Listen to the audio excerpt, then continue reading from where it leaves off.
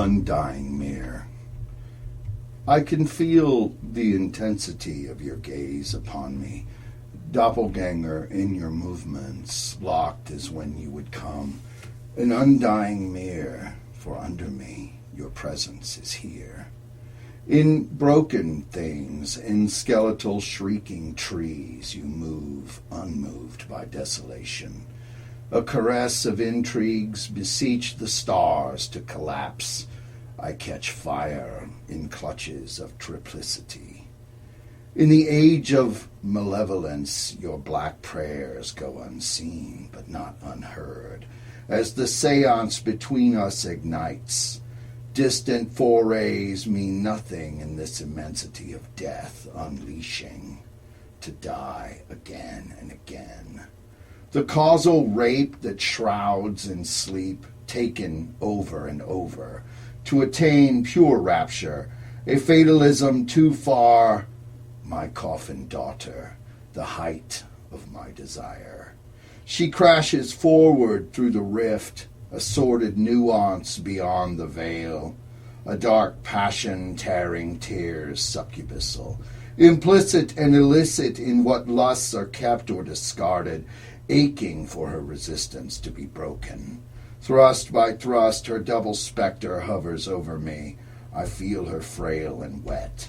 Arced back with denial, I feel her in this moontide and on a night of Hecate's rise in her. I will throw myself into the flames to ignite my dead heart, to extinguish this lie, this life of illusion, carry and flow into the black sun, to flow in the fire forever. Conjure the darkness when I call, cast me out when you fall. Let the idle chatter bygone strike the shepherd, and the sheep will scatter. Too many empty holes and empty whores in diabolic frequency. The overlord shall overlord. The weak shall put each other to task.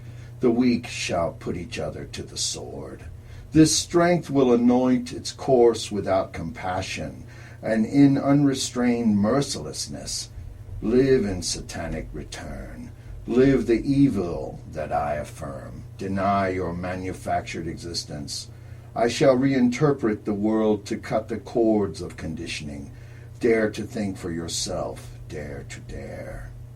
I will always rise like a star, and I shall burn into eternity, even in death. For dead stars still burn in the black sun, endless and pure in satanic singularity. I shall ever live, and I shall ever die.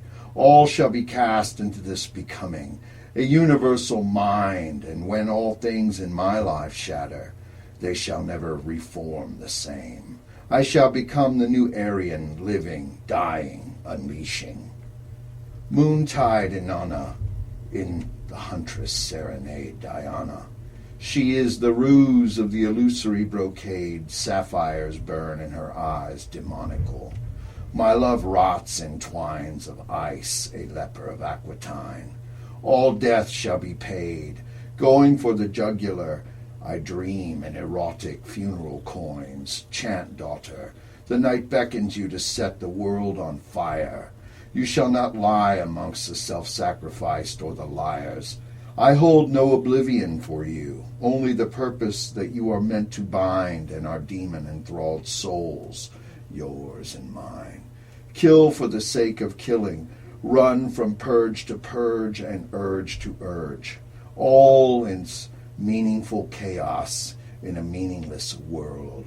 God revealed himself in us as us.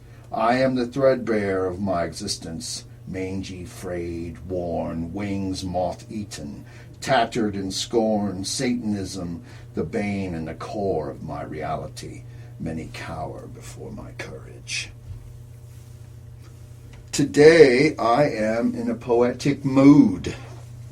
And I am Winter Lake at winterlake.com, and I'm reading some of my new poetry, which I enjoy, which is lyricism and songs, as well as I've been doing a lot of music here in the studio with different people. I'm going to be recording tomorrow this little side project which I created called Moontide and Nana. I met this person who's a witch and can play 12 instruments and sits down and makes me cry while she plays the violin. It's just very kind of profound. So in this whole spectrum of poetry, I'm just letting it all unleash. And the weather is cooperating today. The traffic wasn't too bad getting over here from way into another reality on another side of the world of Chicago land or whatever. It's kind of a interesting, beautiful night last night. The wind was just howling and this ice storm or something, and I just couldn't get any sleep, so I just stayed up and wrote and created some different things. So in my poetry today, we're going to be touching on the poems of LeComte, who is a French poet and influence of mine, as well as the satanic poet Baudelaire and Swinburne. Swinburne, not so much satanic, possibly just an etherealist or surrealist. Even Baudelaire himself could fall into that spectrum. When I did visit Paris recently over the summer, I went and saw Baudelaire's grave, which I often do. And they've actually moved it because he gets robbed. There's some kind of weird thing with that. So it's a secret location. They have this beautiful dedicated demon thing, idol form against one area of the cemetery, representative of Baudelaire, but his actual corpse is not there.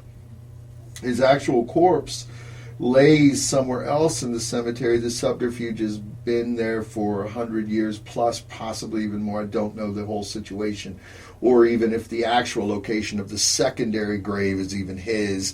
They did it because there was just so much craziness around him in dealing with, very similar with Houdini, that if you drink from Baudelaire's skull, you would inherit his powers. And very similar as when I was in Brooklyn, New York, I wrote a screenplay called Tunnel Vision, and I used to go and visit Houdini's grave, which was later robbed. Someone tried to dig him up and rip his skull off and drink from him, and then he was caught, and they don't play in New York, and he was shot and killed, so it was kind of intense how that all went down. I wasn't involved with that, I just know about it. But the same rumor abides for Houdini as it did for Baudelaire. And very similar to Nostradamus, whose grave was attempted to be, desecrated in order to cut the skull away and drink from Nostradamus' skull. If you drink from these skulls, supposedly you would inherit their powers. So I guess when I have my crypt somewhere in the world, someone will try to dig me up and drink from my skull, which could be kind of interesting. And I do think that if you drink from my skull, you will get more than what you could ever bargain for, brothers and sisters of the left-hand path, because there's a lot going on there. I am a very febrile, demonic creature on planet Earth in this temporary entombment. But in looking at LeComte, he was haunted by a single idea, probably of some kind of primordial wind. He worshipped it like a mother figure, bewitchcraft, terribly threatening. It goes along with the wind that I experienced last night, but this wind is representative stirrings of activity, profound personal experiences, and original void. He stepped towards this universal cosmos in his work, very undifferentiated into nothingness. Very similar to how I play on words in my theatrical aspect of how I convey words. It's not very one-dimensional. You have to almost grasp into 7 different dimensionals if you're into string theory, and the capacity to understand how words can open gates to our reality. In the procession of our experience in incantation, even in saying the word Shem Hum Farash, which is very different in Enochian codes, through certain vibrational tones, you can break the fabric of reality and hence open into another universe. There's even some recent studies with DMT that I was researching that in DMT it can level off your mind and open up these gates to parallel reality. It brings it up into a quantum mind. So these new experiments, even with DMT, take it to that level, and I think it doesn't even require DMT to get there. As I am saying to you right now, through certain verbs or vocabulary languages, in absolute opinion of mine, you can break open the gates of our reality and call in other things or whatever. And it doesn't really require that much practice or correct verbiage. In Aya Cthulhu Fatagan, an invented aspect or language by Lovecraft, even in looking at Lovecraftian angles of existence, he was able to precurse and open up gates to distant realities, and a lot of his mythos, even though they were invented by him, came from his consciousness. And this is a consciousness where DMT could open up these gates, as well as Enochian and other magical languages that possibly invented by John Dee and some other maguses of the left-hand path. And they were able to, through that evocative action, break the very fabric of our reality open. So I feel that LeComte, even though he practiced with tetrachloride, tetrachloride was a drug that was used in Paris in trying to kill yourself. It's not killing yourself, but taking you to that level where you could have some kind of bliss. An experienced sense of the supernatural, pure, unsullied beginning of something of this set, away from an aesthetic, and to cross over into this void. It goes right along with what I'm talking about. But these terrors can be experienced in the loss of the self, and you go into that level as well. Tetrachloride would be the most profoundest of the lower of this horror. And he was actually at one point just taking drugs or heroin or tetrachloride in forms of injection and just stabbing his leg through his just gnarly pants, and had these horrid things of just traces all over his legs. In his time of his death, when he died very young, he died clutching his briefcase full of all of these writings, his poems, which became Le Mirror, which is the Black Mirror. The Black Mirror is LeComte's paramount work. And in that whole expanse, you can definitely, in looking at it, it is very occult, and it goes right along in contact with this astral wind that he saw, and the physics of absence, and the obsessed with some kind of prenatal state of existence that he was stuck in. It's identical in these mortems with other states of existence that different poets experience, Baudelaire being one of them, an absence of existence while in existence, a false but unreal maintenance, an outlook of a day-to-day that is fraught with danger. And that is an expressed idea by him that was encapsulated in all of his complexity in his life through his work. And I do choose as well this same profound travel. I'm not saying I'm more advanced, I probably am, because I've taken all of this and gone beyond the surreal, beyond what would be known as the Dagaz rune in the Tor aspect, even in ancient Nordic mythology, grasping onto all realms of reality at once. So your past and your present and your future are simultaneous. This existence can be longed for, and it can be achieved, and it comes and goes in different states of our reality. But Le Mirror by LeComte is, in my opinion, absolutely his paramount work. And he delved in desperation. It was his starting point, and I think a lot of different addicts or whatever, and he even died of tetanus from injecting his thigh repeatedly through some kind of filthy pants or something, and he lived in a bar. And he even died from, right when his publications were coming out, of something in drug addiction and his other things. But a lot of poets go down this road. They go down this road of self-destruction. I am a poet. Obviously, I published all these books on poetry. I love the wordplay and the interaction achieved to break the fabric of reality. That has always been my goal through the written word as a causality to create the event, to open the gates to a purgatorial existence. Not really purgatorial, but possibly a super consciousness and so on. And poetry does that. And, even in my work in looking at LeComte as, an influencer, there was more so even with Baudelaire, although Baudelaire got caught up with a lot of satanic aspects. He was, clearly, obviously into his sex thing and his desperation and his wanting to achieve a flight into silence. It's just, these poets are fascinating. Swinburne ran down the same road. I have an obscure book that is illustrated by him, but not by him, but by my favorite artist, Harry Clark. And they were, if you could ever marry two artists together, Harry Clark and Baudelaire, the magic of this work is profound. And I highly recommend that you get it if you can even find it. I mean, there are used editions. My edition's the original first print, blah, blah, who cares? But it has so much to offer you, as an empiric method. You can just get so much from it.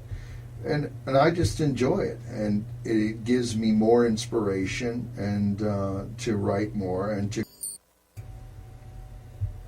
vacancy in glass.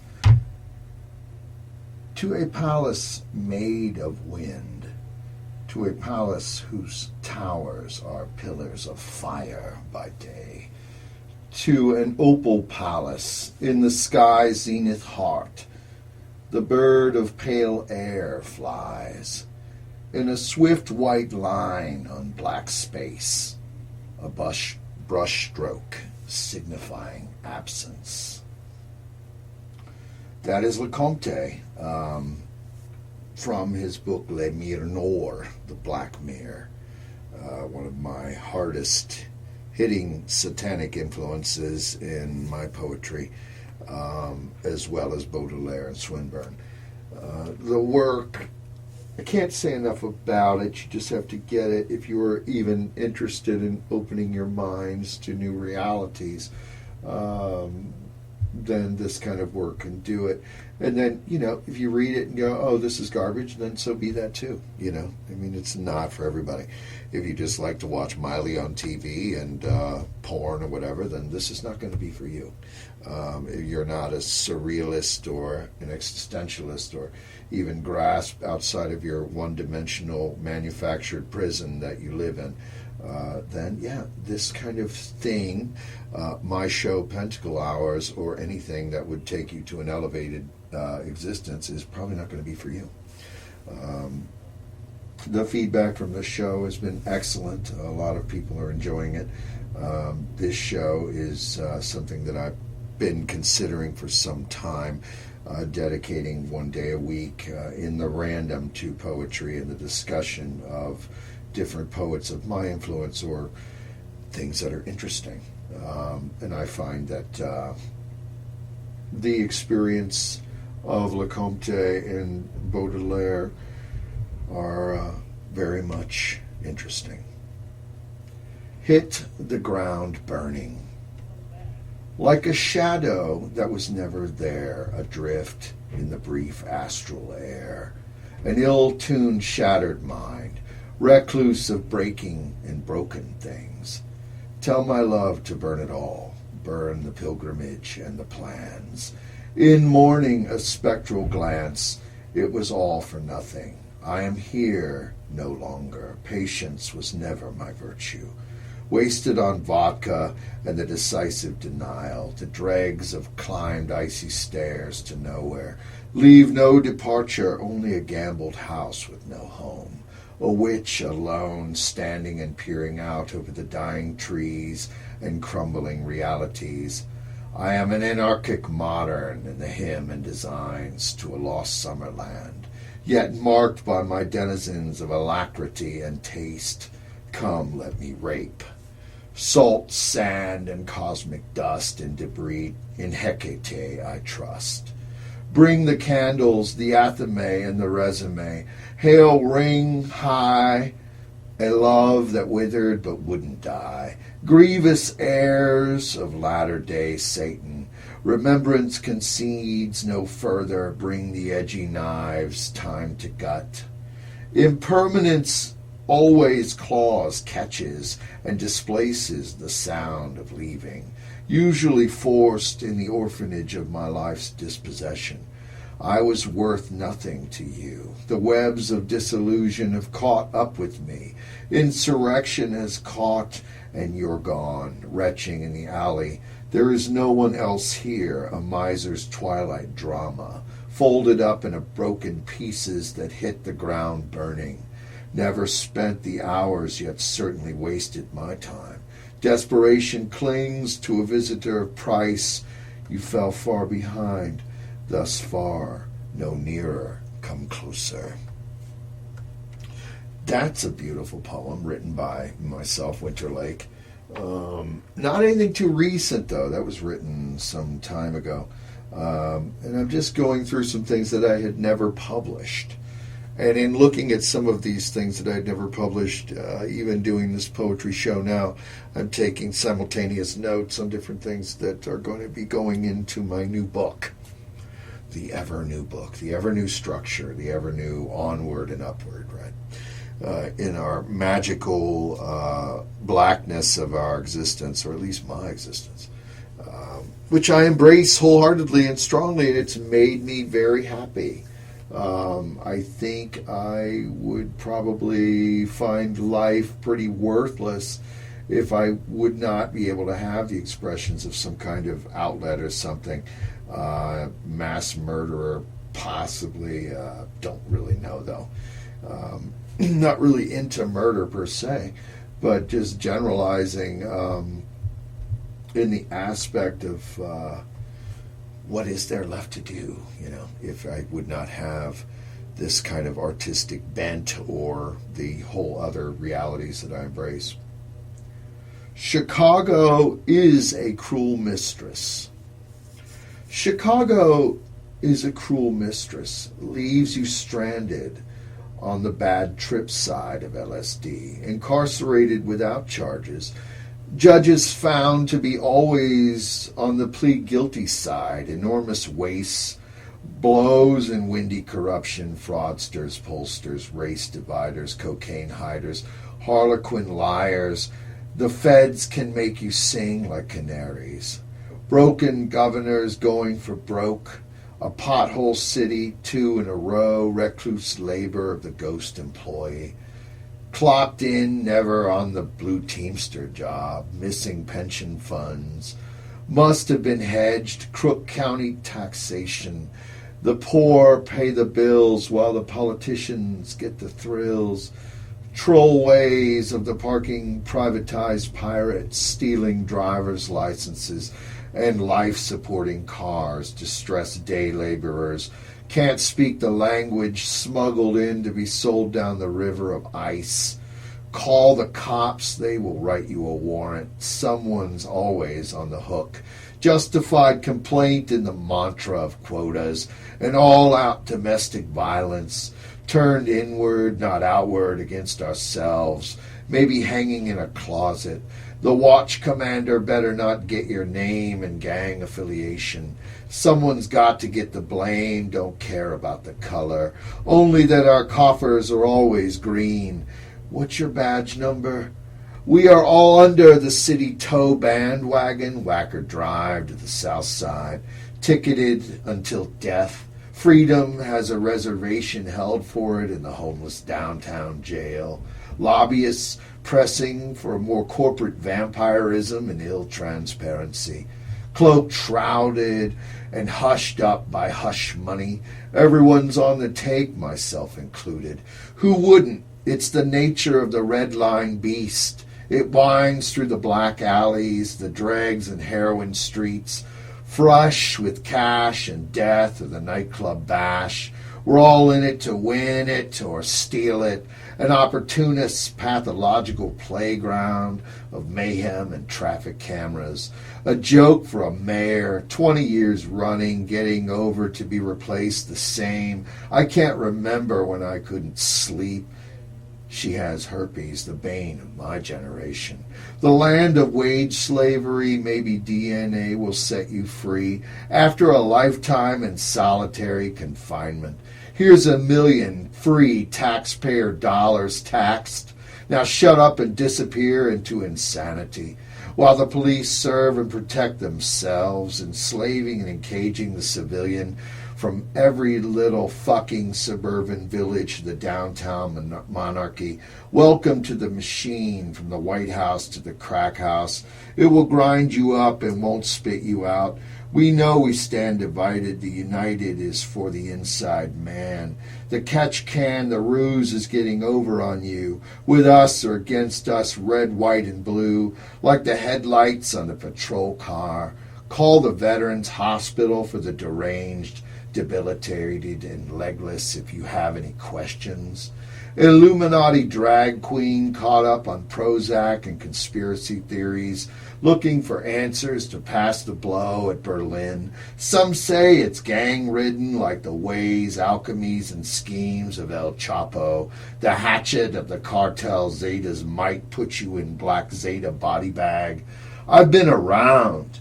Naivety left me long ago. A psychic on call who knows when the shipment is coming in at the Aurora Airport or the North Side Depot. Better wise up, sucker. Chicago is a fast girl getting faster and faster. Meanwhile, life is getting cheaper and cheaper. No matter what anyone tells you, the ladies rule this log-jam town, calling the shots and running 3 dudes at a time, crying in a beer at L-stops. Next time you're around, desolate and alone, just put your ear to the ground, that vibration, that beatnik rhythm. That sound is unbound on the take. Did you pay your alderman for some higher highs and lower lows to look the other way, which will leave you flat on the pavement, knocked out like a hit-and-run hipster bicycler at the intersection of broken hearts, illicit bribes, and Milwaukee? Shysters, crimesters, freensters, fangbangers, groping taxi drivers. The atmosphere around here, like hope, changes on a dime. Never on a New Year's Eve your girlfriend is gone with your bank account, a swan song, and some other dude, maybe nicer and richer than you. It's still a darker city shining bright, right? This place will watch you waste your youth and your tears as you bash your head against the steering wheel of the rat race and the morning commute. No economic downturn or bellicose bourgeois pig will make a difference. The Hotel Chicago won't let you leave while the rage roads goddess at each other's throats as the bimbo, both male and female, are on the news talking about the weather from 3 different locations. Don't worry about the children who are shot to death outside. Gotta love it. But we will never leave it, and if you do get 5,000 miles away, she always calls you back. Her cell phone is never off. It's the racket of this love-hate relationship. Exes are everywhere, brutal scores to settle at the narcotic checkout line, from the backroom card game to the seedy underbelly glamour hood wink head shop. You can live the dream. Everyone I know is one couch away from being on the street, out on the corporate ladder looking for a hooker, unemployed, pushing trinkets of broken dreams.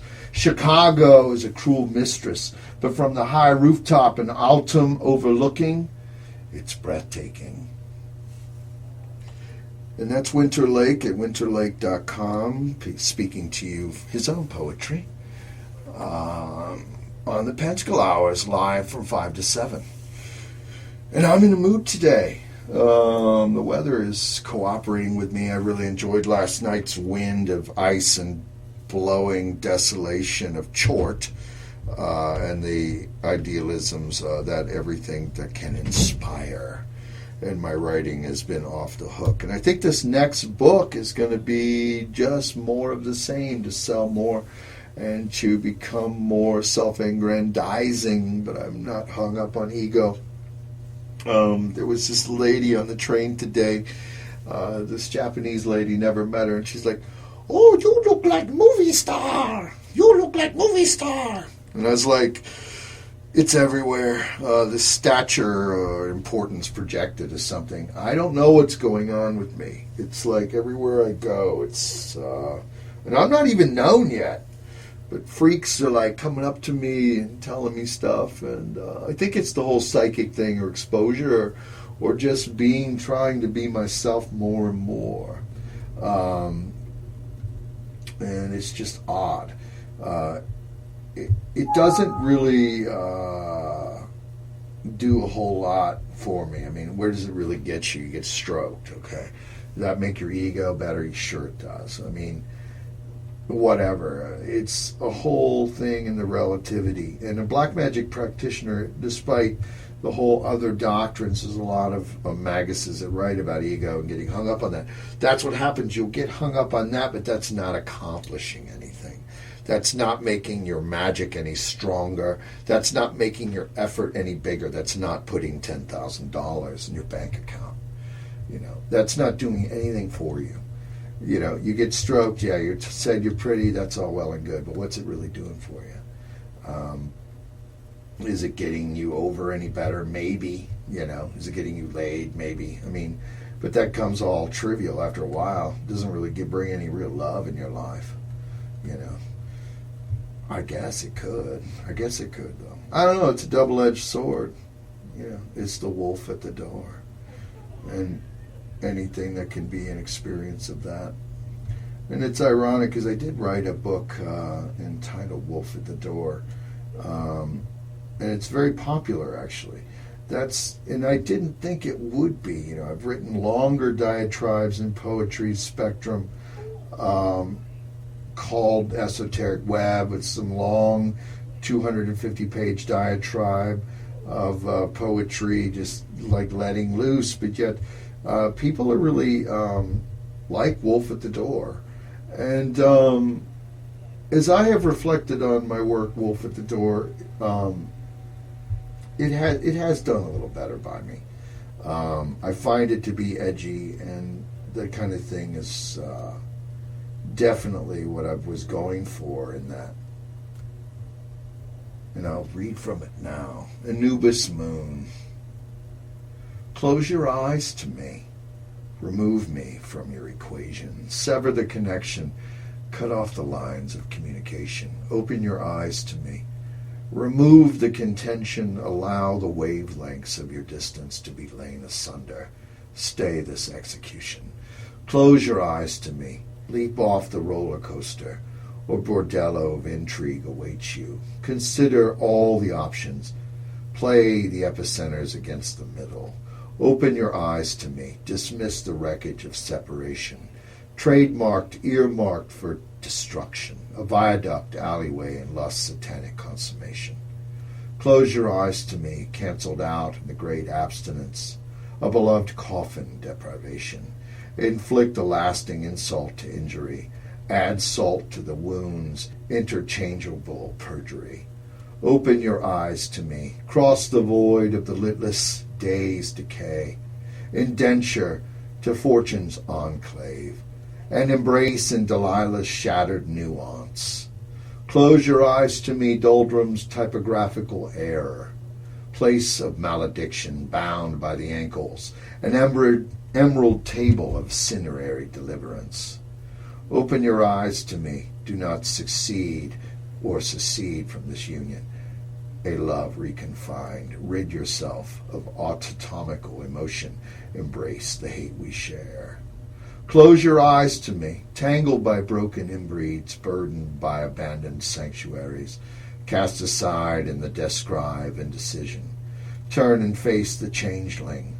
A myriad destiny wrought to incoherency. Fade in and fade out, the last throw, twilight's beckoning. A noose will set you free. Held in crass indignity, press slow and deep, twist the knives of treachery. Loki's Luciferi, do this in memory of me. And that's taken from Wolf at the Door by Winter Lake at winterlake.com. I'm reading some poetry today. This is my poetry segment. Some people are already writing in and they want to know more about DMT or something in my experiences with DMT. I don't know. I've researched it heavily. You'll have to stay tuned on that. I have not done the experience of DMT per se. I'm researching it. Has it helped with my writing? Not really. I hear it does open other gates to reality, however. And deviating slightly off my topic, and I'll get back to it even in poetry. But, as I said with LeComte, experimenting with tetrachloride to enhance his writing or artistic capability. Yes, artists do this all the time. I think DMT is a little bit more than that. DMT can enhance the black magician's potential to achieve his worldly aims, as well as just the simplicity of the artist, actor, or whatever, enhancing his own efforts in order to take on the stage or to achieve whatever he is seeking to do within the art realms of reality. It's borderline theoretical physicist. Physics, parallel worlds based on some kind of phenomenon and interference. DMT is like light beam influencing of the mind. Some kind of people talk about colorful edges, some complex experiments that have gone on with DMT, and people reveal some kind of invisible light particles that collide with those that we can't see. So it refracts light in unexpected ways. So as your eyes are working, it's almost, as I said earlier, on a quantum level on DMT. So clearly, yes, as a black magician, this could totally enhance your bearing and your power and your art, possibly, if you can hold it together. But, these parallel worlds that interact with each other as this interference occurs is, clearly a theoretical hypothesis. There is an unimaginable huge number of parallel universes or multiverses in my spectrum of perception.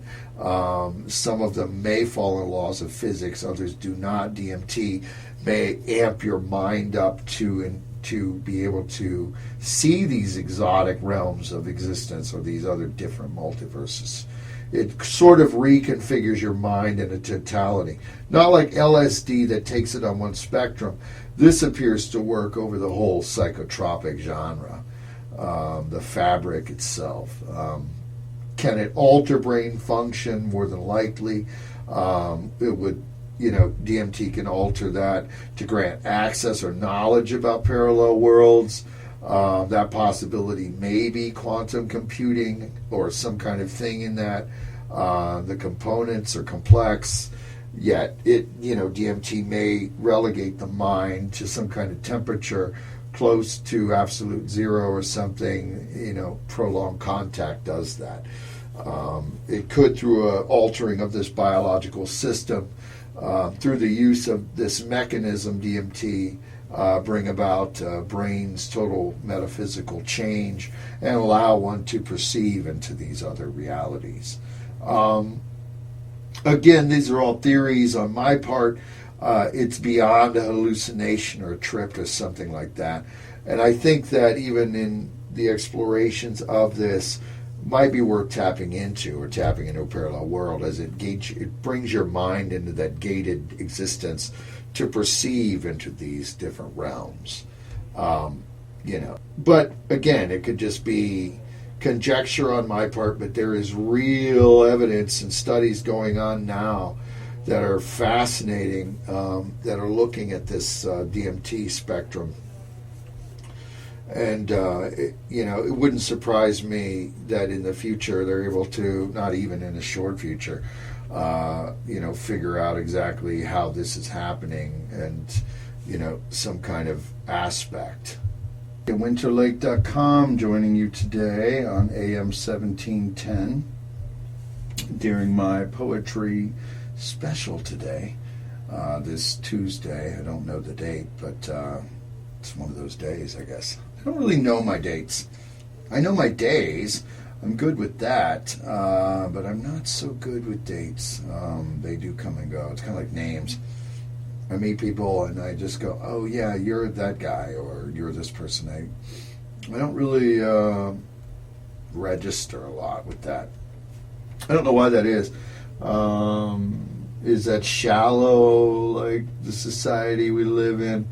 Probably. I mean, I'm a criminal of it, just like most people. I mean, people don't know who I am. They probably invented some nickname for me as well, which is fine. Because they can say, oh, there's that one dude that looks like whatever, and that's how you can kind of recollect things. It's kind of like taking a test and some collegiate level. You just kind of did sharing of different, put this color with that or this aspect with that, and that remembers this, and so on and so on. Some kind of thing with that. But let's continue reading, and I'm going to read from Wolf at the Door a little more. Downfall. Demons without, demons within, my most coveted sin. Visited again your incendiary affliction. I cannot convince myself, I will not resist. I have lost the war. I gave it my all. My hour has come, my downfall. On the shore of night, I threw her ashes to the wind. A ghost of you entangled the pyre of Valhalla. Laughing in serpentine flames, hissing her name. My failed attempt to transcend this death, I can hear her vampiric call. My hour has come, my downfall. Cinerary and unwavering, from the crypt she reaches, her eyes avail me. The scourge that is maddened screeches, my love, my epitaph. Telepathic, she foresaw. My hour has come, my downfall. Above the fray, so I distraught, alive and killing, so I thought. This brutal silence of her shaking withdrawal, my hour has come, my downfall. The future is old, retrofit the past. Might is right, starved to the last, racked from her sound decadence, carrying my funeral pall. My hour has come, my downfall. Flaws in the paradigm, I am but a ghost trapped in the echoes of time. An iron age forged from the swastika, the parallel hells of her thrall. My hour has come, my downfall. Yeah, this work is really good. I can see why people like it so much. It's edgy. It's outsold everything in my poetry genre. And it's simple and very short. But it does have that concision to it. Very similar to the concision of LeComte. But I don't need to stab myself in the leg with tetrachloride to achieve this. And no one really has to. All one has to do is just enhance yourself into a certain space within your writing method and become very lucid and just, flow on different surrealistic terms. These things in poetry have to be seized with the moment. Old poets in latter days would catch themselves right at lucid sleep, so they would take a bell and tie it to their hand to wake them up when they would slide to that first level or layer of sleep, and then the bell would catch them, and then they would get up and write whatever they were thinking. It's kind of like dream aspects of that. I had a bizarre dream last night, which is just weird. In the few hours that I got to sleep, I felt like somebody was trying to plot against me, which is typical in any kind of dream. And then I had this thing where this person was eating some kind of drug or flower or lotus leaf or something. And he kind of rubbed me the wrong way in the dream. So I woke up and then went back into the dream and I shot him. So whatever that was, I figured out, or I've kind of always had that aspect. I've been able to manipulate my dreams to handle, even in dreams, any drama that might come about. Wolf at the door. I am the masked murderer. I am the deranged killer. I am the outraged civilian. I am the plotting insurgent. I am the one who will settle the score. I am the wolf at the door. I am the source of aggression's uptick. I am the satanic psychic. I am the beckoner of Belial. I am the one who marches you to the crematoria in single file. I am the intercessor. I am the dispossessor. I am your daughter's keeper. I am the whore of whores. I am the wolf at the door. I am tentacular Typhon. I am the cataclysm to come. I am the apogee of Apollyon. I am worthy to conduct your extermination. I am the oncoming firestorm. I am the war. I am the wolf at the door. I am the reprieve. I am the executioner. I am the ascended. I shall never be apprehended. I am the hidden masters. I am the diabolic baroness of lineages. I am the apocalypse. I am the centrality of satanic axis. I illume through chaos spheres of heightened awareness. I am Odin's cantor. I am the Holocaust never seen before. I am the wolf at the door. I am the conjugal rites of Lucifer. I am the proselytes of Murmur. I am the one who strangles you with a ligature. I shall endure. I am the pure. I sexualize you like a whore. I am the wolf at the door. I am not burdened by trivial pursuits of you. I am those that escape. I am a gentler, kinder rape. I am those that try. I am those that die. I am the unmerciful, beseeching, gagged metaphor. I scythe down the hordes. I am the wolf at the door. I am old hag syndrome. I was born under a black sun. I am the power unconstrained. I gather gut, torture, and maim. I step through the dimensional fjord. I watch you as you plead to know the why and the wherefore. I am the end that draws Ragnarok. I am the spent shell casing, lodged, splitting, prostrate, cocked. I am the diabolator of folklore. I am the force of evil at the fore. I am the Aryan hardcore. I wield Loki's sword. I am the wolf at the door. Very intense and edgy. Wolf at the Door is really showing me something today. And as it's been with my reading series over the past few days, I haven't really revisited this work in a long time. I did some editing on it in 2012 and then re-released it, but I still didn't even really read it. Editing is a different aspect. Punted it on possibly someone else to do it as well. But in reading it now, a couple years later, it's showing me that its strength and its edginess as a poetical doctrine. Very satanic, very might is right oriented. The black magic might aspects are there that even came later in the 2012 doctrine as well. So that's interesting. 2014, I'm garnering very similar aspects. But even, this, in my opinion, would defeat some of that's coming out now. It just seems so much more edgier and so much stronger, exalted in its darkness. So let us continue a few more. And in using the word exalted, the title is Exalted.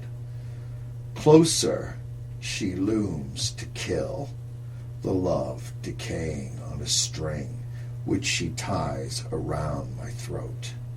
Medallions blemish the scar of our interlinkage, covering, grieving, and elusive, pressing slower, deeper, harder inside you. Exalted before the temple of Lilith, her presage of distance worshipped. Come to me when all is lost, in the barren fortitude of lies, unkept, divided deicide, my fateless one, whom once you attempted to murder. All is maimed, yet not well, discord and broken harmony, which should have succeeded.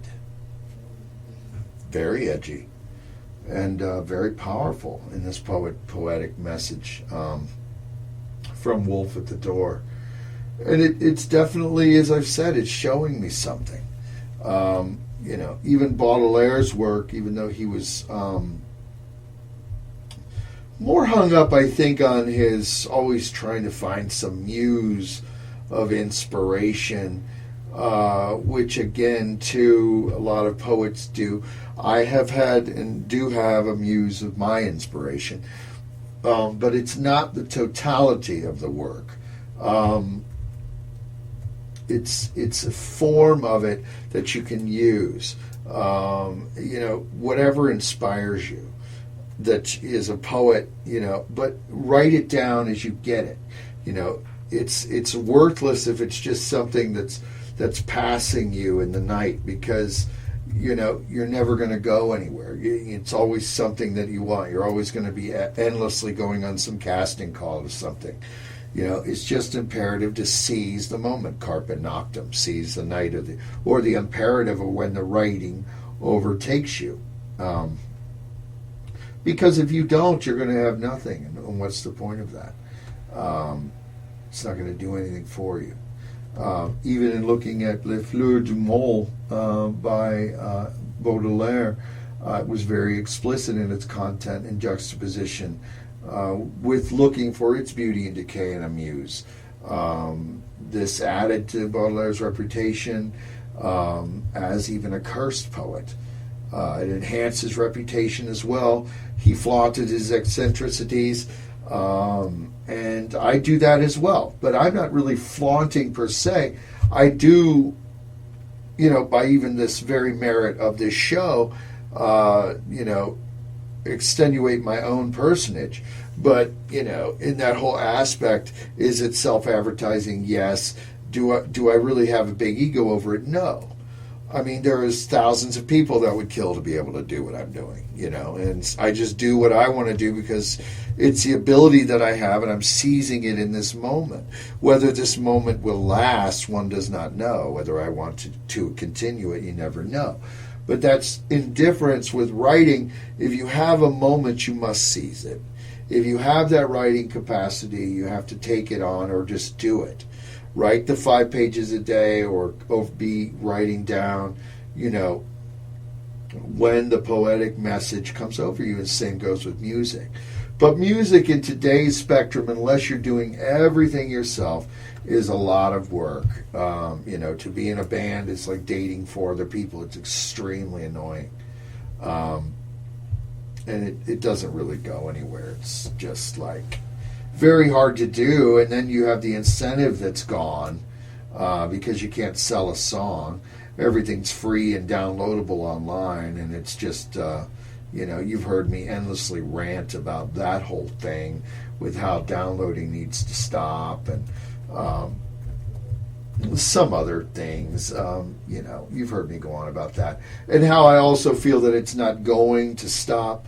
But if it did, you would have, more music all the time coming out, and you would be able to, get back into the roots as a musician, as I am a musician, to making some money, because you've got to make some money,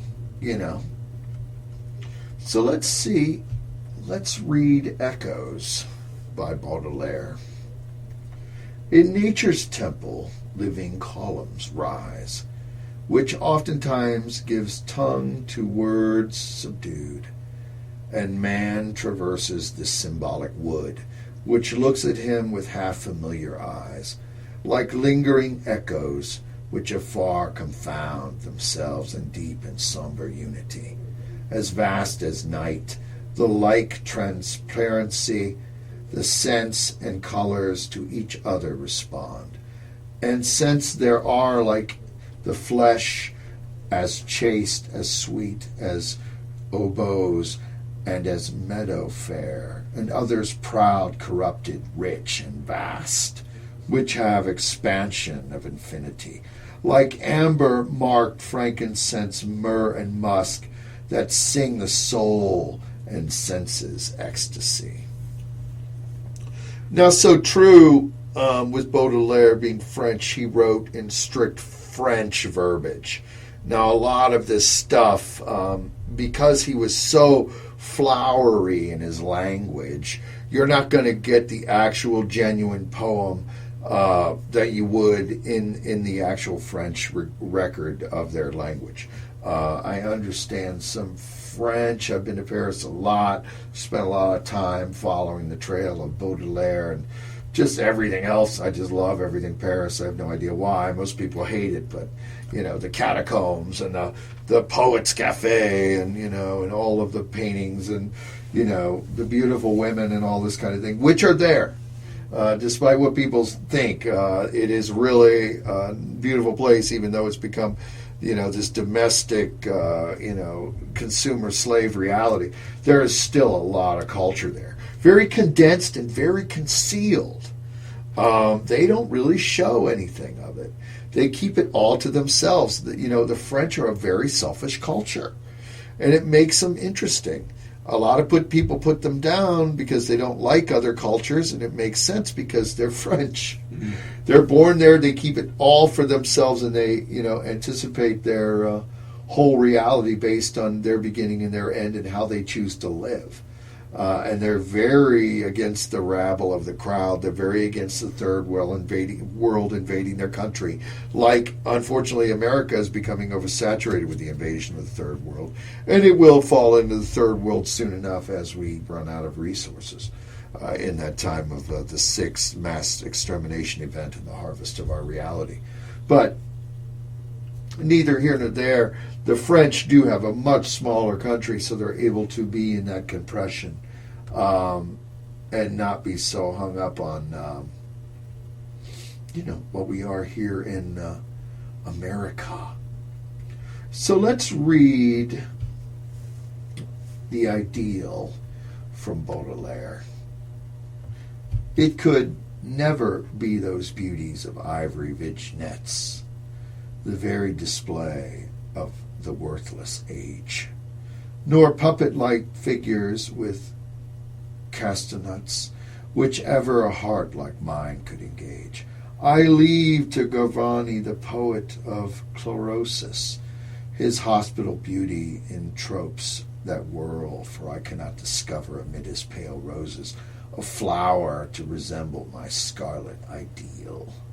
Since what for this fathomless heart I require is Lady Macbeth you, in crime so dire, an Aeschylus dream transposed from the south, or great knight born, who is calmly the limbs in strange posture drawn Satan. Allurements are framed for Titan's mouth. And again, we're talking in a time of intensity, and this book, in Les Fleurs du Mal, was banned for its lesbian overtures, its satanic overtures, and attacks against the church and similar other things that went on in this book. And you're reading it now, this antiquity, and it's relevant today. Baudelaire being a Satanist, this libertine aspect, embracing true freedom, one going against billions. I mean, he was standing out, and it got his book banned. And it was definitely a hymn to beauty, a hymn to Satan, and a hymn to a reality that is to come, which has arrived here in 2014. And it has arrived. What used to be, in the closet is now brought out onto your stage and being expressed. I was watching a television pilot last night at work in casting, and it's brutal. This guy keeps his dead girlfriend in his room with him or something and trying to keep her.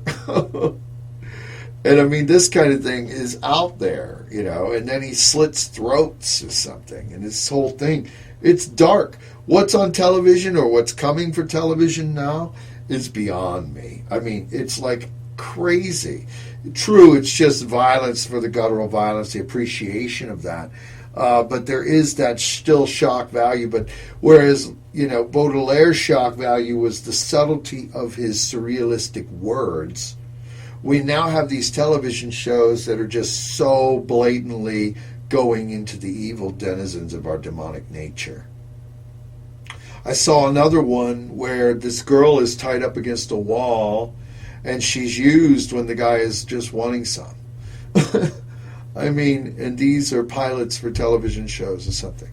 And this girl, tries to bite him while, he's forcing her into the sex acts and stuff. I mean, it's some dark stuff. The erotica of our age in 2014 has definitely gone off the hook, if you could even call it erotica or some kind of just bizarre form of Satanism expressed in whatever. As a screenwriter, I seek to have the aspect of, from, writing standpoint. So I have the power of the written word to express through dialogue, something, yes. But these other shows that I'm watching that are coming out are really just, no holds barred. We're going to just unleash on this whole thing. And, we're going to have a girl that's just tied up on a wall. When I'm bored, I'm just going to, rape her and stuff. And it's pretty dark, but this kind of thing is coming to the television near you. The genius of the crowd. There is enough treachery, hatred, violence, absurdity in the average human being to supply any given army on any given day. And the best at murder are those who preach against it. And the best at hate are those who preach love. And the best at war, finally, are those who preach peace. Beware the average man, the average woman. Beware their love. Their love is average, seeks average. But there is genius in their hatred. There's enough genius in their hatred to kill you, to kill anybody. Not wanting solitude, not understanding solitude, they will attempt to destroy anything that differs from their own. Not being able to create art, they will not understand art. They will consider their failure as creators only as a failure of the world. Not being able to love fully, they will believe your love incomplete, and then they will hate you. And their hatred will be perfect, like a shining diamond, like a knife, like a mountain, like a tiger, like hemlock, their finest art. Girl hanging in the woods. Your subtle prostitution, isolated in rampant decay, misshapen by failures that accumulate, knowing there is nothing more to be done. In a moment of predestination, I am driven to respond. I am breaking and broken. Electrical tape extensions of discord tick slowly back and forth. A girl hanging in the woods, shifting in solitary winds, rustling the hollow where she was used, now a display. A stolen promise, a shattered dream, an enshrined scream. Purplish memoirs settling blood, constricted by society's ways and means. A decorative dead end, entwining the tree like a serpent. Clenched in the bellow of an undiscovered storm, gazing out socketless at the black ceiling of irony. The sky is an open wound. The birds have burrowed their holes. What will make you escape? The shallow disposition which has its hold upon you. Jerking, irking slowly. a body bag of mercy, a picture of what she used to be, a stomach in knots, entrails exposed. I cut the lines of no return. She drops to the floor of the woods. That is from Wolf at the Door, written by Winter Laake at winterlake.com. And today I'm reading a poetry segment which I've been kicking around for some time, as I am a writer of poetry and music. I'll be in the studio tomorrow performing some music with my Moontide and Nana project, which I'm looking forward to. And transformative, true. If you have a poetic message, it's very quick to punt it into a musical song. Here in the studio, several musicians are always present, and we'll break out into the random. A lot of what I've done recently, even in this neo-folk project, this Banshee Whale, is spontaneous. Thought up on the spot. All the lyrics are just right there on the spot. Nothing is written, and it is all lucid and just free form and taken in one take. And recorded off my cell phone.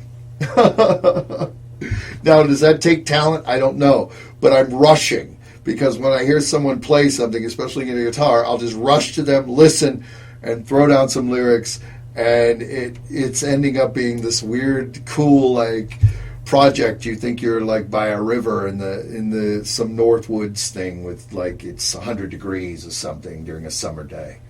It's ending into some kind of weird even juxtaposition of some New Orleans bayou aspect.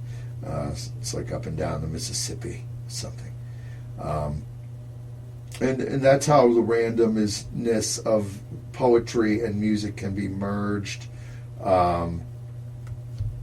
And I urge you, if you are a writer, to carpe noctem, carpe diem your moment, you know. And I always do that. Have my phone on record, or I'm ready to write at a certain thing. Before, I would try to memorize everything. And I did that to a great extent. And I think that's what it's enhanced my mind as well. Because I would be out with really good phones, or, you know, wouldn't have a pen, and I would think things up, and then I would memorize them, and I would rush home at a later time or the next night, and then I would try to rehearse them over in my mind. That really did a lot for my memorization, and sometimes I still do that as well. And as a writer, you can play with that as well. And if you really want to get your mind enhanced, that is a great technique, trying to remember everything. And as an actor, you know, if you're a stage actor or sitcom or television or something, it's an absolute that you need to memorize, and then obviously have all of your different points of entry and so on and so on. So it definitely punts on into that very well in using memorization pre-cell phone. Hoarfrost formed. One, always you, takes me up. She has flown above the winds. She has listened to the call in the sand and shore, where the cold burns and autumn dwindles. Hoarfrost formed on her eyes, a silent ice of a snowflower, withering a tear at midnight. I mourned her passing under the Icarus sun. To awaken, we are one. Again, from Wolf at the Door. And this is really hypnotizing me. I'm going to read a few more of these, and then we're going to touch in on some possible other poetry aspects of Swinburne. I don't know if time presents itself. I'm just really enjoying my poetry segment. Some people have ushered in. They did not want to hear about this. They want to hear some more satanic doctrine and some other things. And we can get into that. That's always prevalent in my reality. They also want dream interpretations. I have thousands of listeners or whatever. We are also live streaming AM 1710 QUE4 throughout Chicago and global on the world. Punted on through XM and some other channel that shouldn't really even be there. Mass of the Hollows. Victories ring hollow. bullet hammer worn to the walls, shredding their boarded bodies, impinged by extremes, warped and creaking. A solitary confine, the Brocken Peak calls. From the outer reaches you beckon. The seething rafters, ashes for wind. The irked recluse adjusts the ravening antenna, hoping beyond hope for noosed reception. The attention deficit left shut in. Suicide bombers prepare their charge, granted a last meal, strapping on explosives to cleanse the filth. Whispering over sirens in the back of their minds, doubt the insect of a former raped education, praying to Pazuzu to see the light of their final desperation, to see the light of these ignition switch detonators. Heat blossoms up slowly, dissipating to meet the wailing of the fiends, moaning and howling, soaked, strapped in a cantankerous, hissing, deified flame, all at once cacophony. Pushing for the volatile pivotal mention, to grab a headline on the back page in yesterday's newspaper, blowing down the gutter. Wolf at the Door by Winter Lake. And I like the edge of this book. And it's outsold my other poetry books. Other ones that I feel were stronger, but, the crowd and their significance has looked at this and said, this is the one we kind of like. And, I re-edited it in 2012. I re-released it. It sold more. I did some changes with some of the verbiage. And I hope that was a good idea, because even in this, addressing this aspect, it's not good for a poet to be its own editor. Because then he'll go back and he'll change something from what the moment was as it was displayed. Because if you pull out one word, you can change the whole thing, and then it was different from what it was. And that's the peril of poetry, because you don't necessarily want to be your own editor. Because if you're your own editor, then you go back and look at it and you're like, maybe this will sound better. When really you're changing the original uniqueness of what was originally disparaged as something, or given over, the subtleties of that. So it's always a dread. And if I wake from dreams, shall I fall in pastures? Will I wake the darkness? Shall we torch the earth?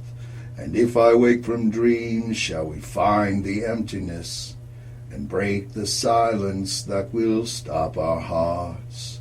And if I wake from dreams, shall we cry together for their howling echoes and restart the night? And why did you say that things shall fall and fall and fall and fall and fall apart? And why did you say that things shall fall and fall and fall and fall and fall apart? And shall I wake from dreams for the glory of nothing, for the cracking of the sun, for the crawling down of lies? And if we fall from dreams, shall we push them into darkness and stare into the howling and clamor in the night? And if I fall from dreams, all my prayers are silenced. To love is to lose, and to lose is to die. And why did you say that we shall fall and fall and fall and fall and fall apart? And why did you say that we shall fall and fall and fall and fall and fall apart? And why did you say that we shall fall? Some live singing for you by me, Winter Lake. I hope you enjoyed that, because I can do that. On the Pentacle-Hours show, I have the power, and the glory is ours now and forever, isn't it?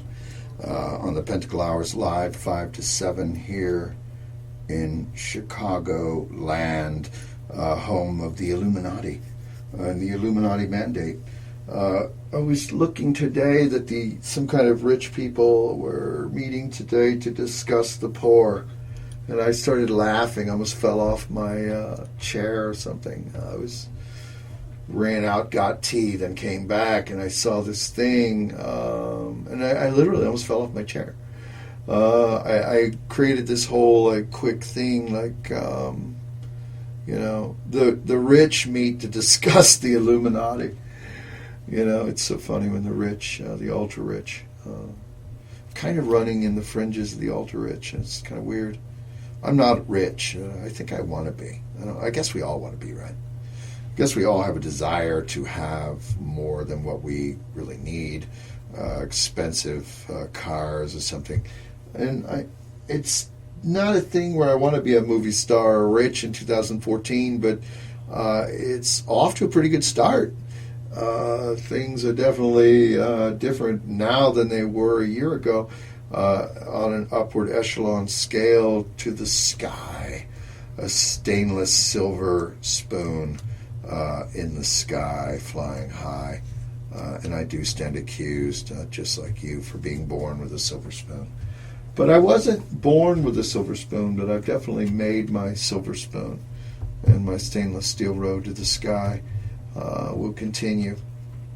I'm going to be shooting with Joan of Arc on Friday's Day, here in the studio, some more Star-Crossed Vampires, and we're going to be setting for more production of that. People have liked it. The feedback's been positive. That's always good. It's a dark comedy, so you got to take it with a grain of salt. I'm trying to be campy in it. I get a lot of criticism, like, why isn't it like, Fang Bangers, or, your lighting, or, why isn't it like a stellar movie thing or something? The whole concept, you have to realize, is a campy, funny vampire sitcom. So from that, you have to go into that whole realm and looking at what you're dealing with. I'm not trying. I have the power. People are invested in me to see this happen. Otherwise, that's why I have lighting and camera crew and sound people and all of this, and actors that are free, that are dedicating their time to me and my work. That's amazing to have. It's a mantra to Mephistophelian power of black magic, might, and the intuition to make something happen. But, this show is not going to be, Vampire Diaries, on ABC or something. I'm not looking for that. I'm looking for just campy, silly comedy that's going to end up on Netflix, and, people can just watch and get a couple laughs out of. And, the episodes are endless. I wrote a few episodes last night on spontaneity, changing up a few things, enhancing a few things. There is, on the flip side of the Star-Crossed Vampires, there is stage plays. I wrote 2 stage plays that can be done in theater, as well as a feature that can be done for a major motion picture. And then I have these episodic sitcom aspects, and even more serious stuff. I wrote a few serious episodes where, there's murder and darkness and intrigue, even in the darker comedic aspects of it. So there is edgier stuff there. And, if this ever progresses, if it just doesn't go up on the optioning shelf, because how options work is this. Me as working as a casting director, or, in selling my films and something. When you take, for example, Paramount, they're going to do a series of buys. And if you have the right individuals like myself or other people that are connected to Hollywood, your work will be seen, and they'll have something known as coverage. So they'll cover it. They'll have someone look at it. Okay. They don't look at anything. There are thousands. In the old days, there used to be this big bin outside a window, and they would receive stuff that wasn't unsolicited, and they'd throw it out the window into this large bin. They wouldn't even look at it, even open the package. And that whole bin would be filled to the top. And I've been there, I know, because I'm related to Veronica Lake, so I have access to Paramount's lot. So I've been there, and I've seen them physically do this. It's funny. But nowadays, Nowadays, all they do is just hit delete. And the computer actually deletes it for them if it's unsolicited. They don't even bother with it. And there's only like 4 or 5 people in charge of it, so their time is very limited. I mean, every day, and it's very specific, I mean, unless you're Abrams or something, you don't get exemplary, like, oh, the door is open, and that stuff happens. Still there's a little bit of that. I don't even got it like that. Call weeks in advance, and hopefully, something will happen, and you bug them again, or you have some agent call them or something, and then you see how it goes. That's how I've gotten, some underwriting and ghost writing for projects similar to The Purge and these other films that have been out. But, even no one's got it like that. Paramount's a tight ship. And that's just an example. And I love them as an operation as well as, all the innumerable others. Bad Robot's really awesome. A series of other things. As a writer of film, that's all I want to do. Aside from my poetry and aside from my music. But writing film is my preeminent work, to be honest. I could sit up in the mansion all day long and just write film. It's what I do. And if I punts it along, I punts it along, but it's something that I enjoy. But now you have to get the doors kicked open, you have to have access. You have to really have a connection, or they're never going to see your stuff. It will be deleted. People will talk. Never pay agents money. It's just a scam. You don't have a right agent. They're looking at you to make money on you. These actors' workshops are scams. They don't know what they're doing. They just get you in there. You just turn and burn. Chicago is a dead market. I'd like it to become the new Hollywood. That was my intent a year ago in 2013. I've been working with ITV and a series of other things. Brought about a lot of new significant changes here in Chicago to bring about more film and stuff. And my actress friend Jillian is really big into it as well. I think she's going to be a real big movie star. And that's rare for me to say because I'm a critic. Now there's an evolution here. You get some things going on in Chicago and then you end up out in Los Angeles, which is where everything is, despite what some people say, oh, LA is dying and it's in Memphis or Atlanta. No, I do think that it's going to be out there. I go out there, I work the whole thing remotely. When somebody wants me, I'll fly out there because I have a very established life. So I'll fly out there. If they're like, oh, we want to look at this Winter Lakes thing, then we'll bring them out, or I'll come out and I'll spend a week out there and play around and stay at the Stillwell Hotel, the Writers Hotel downtown, and meet all my friends and all my girlfriends in Beverly Hills and all this craziness and their weird lifestyle and cocaine, and then run back to the middle of the woods somewhere here in Illinois. But I'm doing less and less of the woods thing. I'm going to be letting go of the woods. I have this big giant house out in the woods, and it's all paid off or whatever. It's not ego. I'm spending less time there. I find when I go there, I just start going crazy. It's weird because now I'm living like a bohemian in various places, moving into different places, into different realities of life. It's just a different time in my life where I have the power to do that. And I'm gaining real awesome inspiration. And as a writer, it's good to change it up. It's good to change up your location, a little bit. I've got like 4 or 5 going right now to span the globe. Unfortunately, no more Switzerland, but, I closed the door on that. But, other places in the world, I have the ability to just kind of go to and garner new inspiration, new writing. And if you have the power to do that as well. If you're stagnating or you're hitting some kind of writer's block, I don't suffer from writer's block. I just always have one project that I'm jumping to. That's an aspect to break it. For example, when I do Moontide and Nana tomorrow, we're going to be doing all kinds of recordings and things. That breaks from the writing. And then I have a philosophy discussion over at the Occult bookstore, and then some other things that I'm doing for an hour and here or there. So I'm very inactive, and every day is a different kind of day. as I am a fatalist, live every day like my last, and that's my motivation to accomplish. And you're getting preeminent advice here, party people, from a guy who really is into his work and really has already gone places and is continuing to go places. And if you kind of look at some of this, of what I'm saying, and take it, it'll break you out of some of these doldrums of your own artistic endeavor. Because then you can take yourself out of yourself and look at it and say, okay, I want to do this certain music, or I want to do this, but these people are serious. And you'll find that the serious right away, or the non-serious, is somebody who's just trying to get down your pants. And it's so tedious because I'm not gay, but I have more men trying to get on me, and these weird women and all this weirdness coming at me. It's like, it's hard to hang on when you're being pulled away. And it's just constant. In my life, that's actually an interference. That's not where I want to be. I think at this point I want to try to stabilize some of this insanity of being pulled in different directions.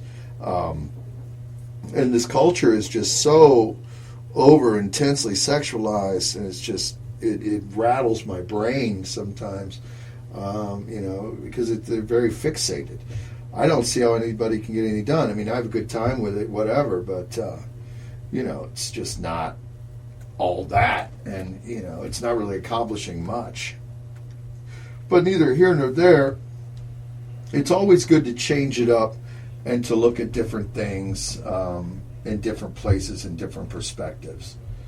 That would definitely launch some things forward, as opposed to just sitting on your hands and doing nothing, or not writing anything, or trying to create any new music, or whatever. So, but I am Winter Lake, and it's been fun to be with you this Tuesday. And I don't know the date of the week. I know it's in January. No, I know what day it is. It's January 21st, 2014. Good night, party people.